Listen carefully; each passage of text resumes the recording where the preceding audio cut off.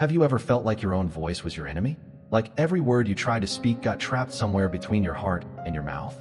That's how 17-year-old Lily Chun felt every single day. She wasn't mute. She wasn't ill. She was just terrified. Terrified of being heard. Terrified of being wrong. Terrified of existing too loudly in a world that already felt too big.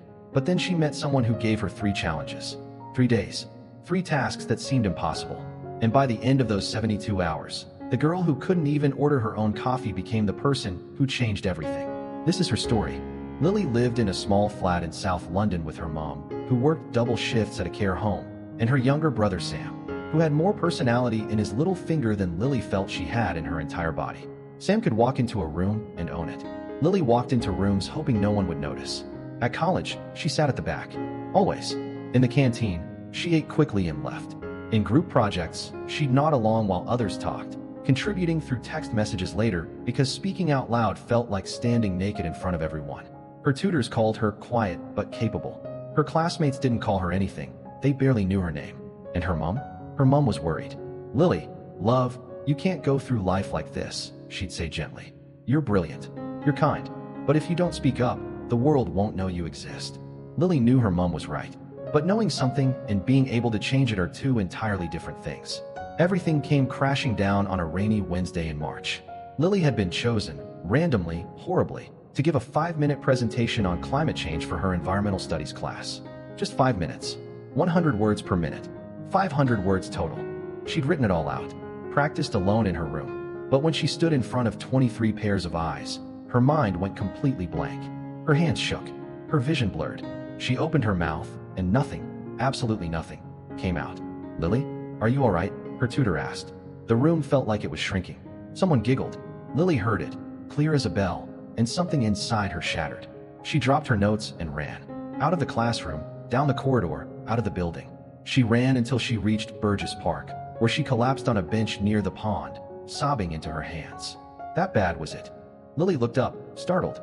An older woman, maybe 60, with silver-streaked hair and kind eyes, sat down beside her. She wore paint-stained jeans and a denim jacket covered in embroidered patches. "Sorry," the woman said. "I'm Ruby. I teach art workshops in the community center over there. Saw you running like your life depended on it. Thought I'd check you're okay." Lily wiped her eyes. "I'm fine." "Terrible liar," Ruby said with a gentle smile. "But that's all right. Most honest people are." And somehow, maybe because Ruby was a stranger, maybe because Lily had nothing left to lose, she told her everything. About the presentation. About the fear. About feeling invisible and voiceless and completely, utterly useless. Ruby listened. Really listened. And when Lily finished, Ruby said something unexpected. "I can help you, but you have to trust me. And you have to do exactly what I say for 3 days. 3 tasks. Can you do that?" Lily hesitated. "What kind of tasks?" "The kind that'll scare you. But the kind that'll save you too." Something in Ruby's voice made Lily believe her. "Okay," she whispered. "Good. First task starts tomorrow.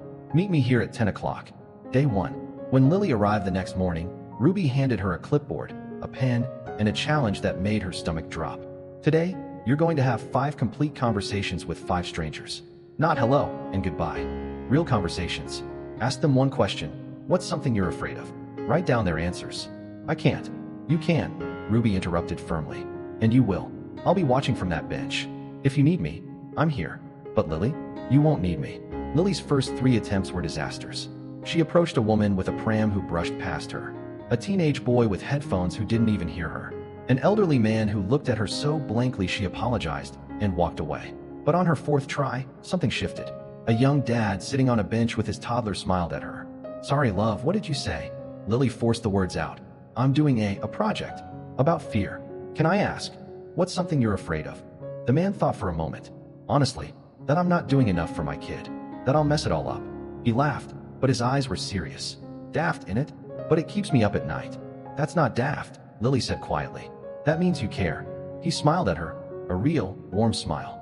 "Yeah, I suppose it does. Thanks for that." When Lily walked away, her heart was racing, but not with fear. With something else. Something like pride. By the end of the day, she'd spoken to 7 people. 2 more than required. And when she returned to Ruby, she was exhausted but smiling. "How do you feel?" Ruby asked. "Terrified. But different." "Good. That's the point." Day 2. The second task was worse.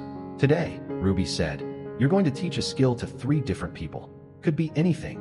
How to tie a specific knot, how to fold an origami crane, how to say a phrase in another language. But you have to teach. Out loud. With confidence. Ruby, I don't know how to do anything. Yes, you do. You know loads of things. Pick one. Lily spent an hour on YouTube learning how to make a simple paper flower. Then, with her heart hammering, she set up at a picnic table in the park with colored paper and waited. Her first student was a curious little girl who wandered over with her grandmother.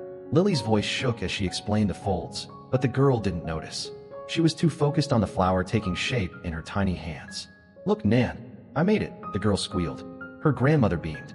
You're a lovely teacher, dear. Thank you. Lily taught two more people that afternoon, a university student and a middle-aged woman walking her dog. Each time, her voice grew steadier.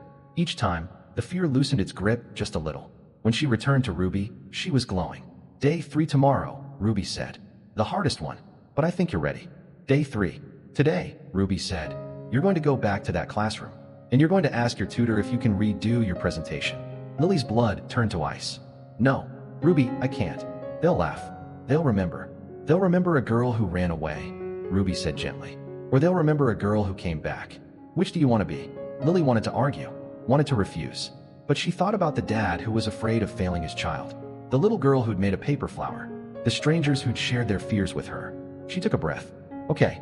When Lily walked back into her environmental studies classroom that afternoon, 23 pairs of eyes turned toward her. Her tutor, Ms. Okafor, looked surprised. Lily? Everything all right? I'd like to try again, Lily said. Her voice was small, but it was there. My presentation. If that's okay. The room went silent. Then Ms. Okafor smiled. Of course. Whenever you're ready. Lily walked to the front, set down her notes. And this time, when she looked at her classmates, she didn't see judges. She saw people. People with their own fears, their own struggles, their own stories. She began to speak. Her voice wavered at first. She forgot a sentence and had to check her notes. But she kept going. And somewhere around the 2-minute mark, something incredible happened. She stopped being afraid. When she finished, there was a pause. Then someone started clapping. Then another.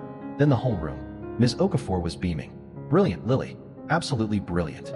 That evening, Lily found Ruby at the park. I did it, she said, tears streaming down her face. I actually did it. Ruby hugged her tightly. You know what you've learned these 3 days? That I'm braver than I thought. That fear is just a habit, Ruby said. And habits can be broken. You were never voiceless, Lily. You just needed permission to use your voice. And the only person who can give you that permission is you. Lily nodded, understanding flooding through her. What made you help me? She asked. Ruby smiled sadly. Because 30 years ago, I was you. Silent. Invisible. Afraid. And no one gave me 3 days. I had to figure it out alone. I didn't want that for you. Here's the truth that Lily learned, and that Ruby had learned decades before. Shyness isn't a personality flaw. Fear isn't a life sentence. They're both just habits. Patterns we've repeated so many times that they feel like who we are. But here's the beautiful, terrifying, hopeful truth. Habits can be changed in 3 days.